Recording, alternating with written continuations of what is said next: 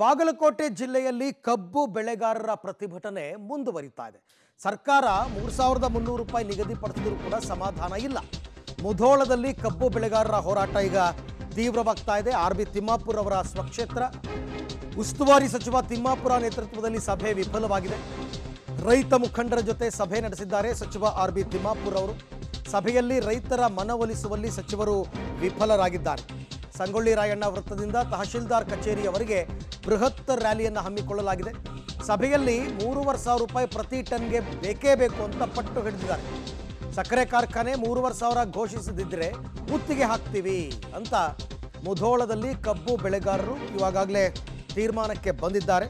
Already ಸಚಿವ RB. Timmapur ಮಾತುಕತೆ ನಡೆಸಿದ್ರು ಕೂಡ ವಿಫಲವಾಗಿದೆ. ನಮಗೆ 3000 ಆರಂಭದಲ್ಲಿ ಇವರು ಬೇಡಿಕೆ ಇದ್ದಿದ್ದು 3500 ರೂಪಾಯಿನೇ.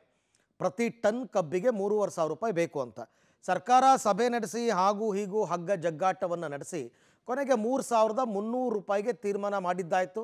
ಬೆಳಗಾವಿ ಭಾಗದ ರೈತರೆಲ್ಲ ಇದನ್ನು ಒಪ್ಕೊಂಡಿದ್ದಾಯಿತು. ನಿನ್ನೆ ಮೊನ್ನೆ ಎಲ್ಲ ಕೆಲವು ಕಡೆ ಹೋರಾಟ ಮಾಡಿದ್ರೂ ಕೂಡ ಅದನ್ನು ವಾಪಸ್ ತಗೊಂಡಿದ್ದಾರೆ. ಆದರೆ ಬಾಗಲಕೋಟೆ ಜಿಲ್ಲೆ ಮುಧೋಳದಲ್ಲಿ ಮಾತ್ರ ರೈತರು ಜಗ್ತಾ ಇಲ್ಲ, ಬಗ್ತಾ ಇಲ್ಲ. 3500 ರೂಪಾಯಿ ನಮಗೆ ಬೇಕೇ ಬೇಕು. ಸಕ್ಕರೆ ಕಾರ್ಖಾನೆ ಮಾಲೀಕರು ಇದನ್ನು ಅನೌನ್ಸ್ ಮಾಡಬೇಕು, ಇಲ್ಲಾಂದರೆ ನಾವು ಶುಗರ್ ಫ್ಯಾಕ್ಟ್ರಿಗೆ ಮುತ್ತಿಗೆ ಹಾಕ್ತೀವಿ ಅಂತೆಲ್ಲ ತೀರ್ಮಾನವನ್ನು ತಗೊಂಡಿದ್ದಾರೆ.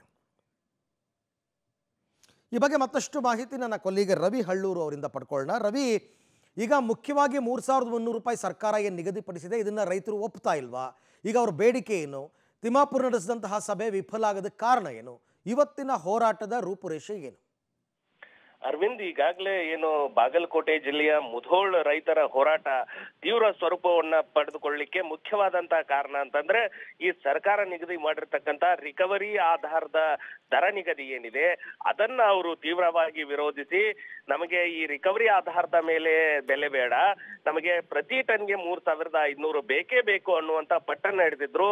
ನಿನ್ನೆಗೆ ಸುಮಾರು 10 ದಿನಗಳ ಹೋರಾಟಕ್ಕೆ ಈಗಾಗಲೇ ಜಿಲ್ಲಾ ಉಸ್ತುವಾರಿ ಸಚಿವ ಮತ್ತು ಜಿಲ್ಲಾಡಳಿತ ಎಚ್ಚೆತ್ತುಕೊಂಡು ಒಂದು ಸಂಧಾನ ಸಭೆಯನ್ನು ಕೂಡ ಕರೆದಿತ್ತು. ಕಾರ್ಖಾನೆ ಮಾಲೀಕರು ಹಾಗೂ ರೈತರ ಸಂಧಾನ ಸಭೆ, ಆ ಎಲ್ಲ ಸಂಧಾನ ಸಭೆಗಳು ವಿಫಲವಾಗಿವೆ. ಇವತ್ತಿನಿಂದ ರೈತರ ಹೋರಾಟ ಉಗ್ರ ಸ್ವರೂಪ ಪಡೆದುಕೊಳ್ಳುವಂತ ಲಕ್ಷಣಗಳು ಕಾಣ್ತಾ ಇವೆ. ಅಂದ್ರೆ ನಿನ್ನೆ ರೈತ ಮುಖಂಡರು ಒಂದು ಕರೆಯನ್ನು ಕೊಟ್ಟಿದ್ದಾರೆ.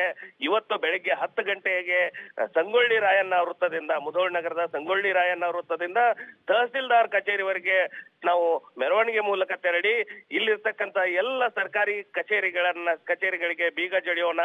ಈ ಮೂಲಕ ಸರ್ಕಾರಕ್ಕೆ ಮತ್ತು ಅಧಿಕಾರಿಗಳಿಗೆ ಎಚ್ಚರಿಕೆಯನ್ನು ಕೊಡೋಣ.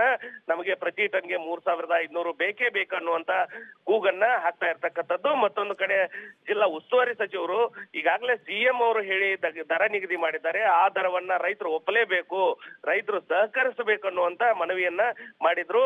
ಆ ಎಲ್ಲ ಮನವಿಗೆ ರೈತರು ತಳ್ಳಿ ಹಾಕಿ ಹೋರಾಟದ ಹಾದಿಯನ್ನು ಹಿಡಿದಿದ್ದಾರೆ ಅಂತ ಹೇಳ್ಬೋದು ಅರವಿಂದ್. ರೈಟ್, ಥ್ಯಾಂಕ್ ಯು ತಮ್ಮ ಎಲ್ಲ ಮಾಹಿತಿಗಾಗಿ, ಧನ್ಯವಾದ. ಈಗಾಗಲೇ ಕೆಲವರು ಒಪ್ಪದೇ ಇದ್ದಂತಹ ಸಂದರ್ಭದಲ್ಲಿ ಸಕ್ಕರೆ ಸಚಿವ ಶಿವಾನಂದ ಪಾಟೀಲ್ ಬಂದು ಅವರ ಮನವೊಲಿಸುವಲ್ಲಿ ಯಶಸ್ವಿಯಾಗಿದ್ದರು, ಗರ್ಲಾಪುರ ಕ್ರಾಸ್ ಹತ್ರ ಎಲ್ಲ. ಬಟ್ ಇಲ್ಲ, ಆಗಿಲ್ಲ. ನೋಡೋಣ ಸರ್ಕಾರ ಏನು ತೀರ್ಮಾನ ತಗೊಳ್ತೀವಿ ಇವ್ರ ವಿಚಾರದಲ್ಲಿ ಅಂತ.